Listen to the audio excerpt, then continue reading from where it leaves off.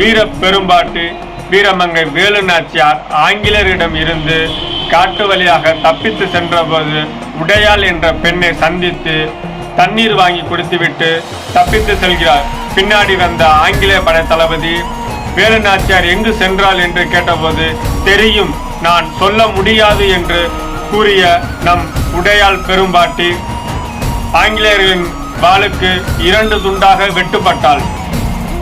பிறகு போர் முடிந்ததும் வீரமங்கை வேலு நாச்சியார் அந்த இடத்தில் நம் வீர பெரும்பாட்டி உடையாளுக்கு நடுகள் வைத்தாள்.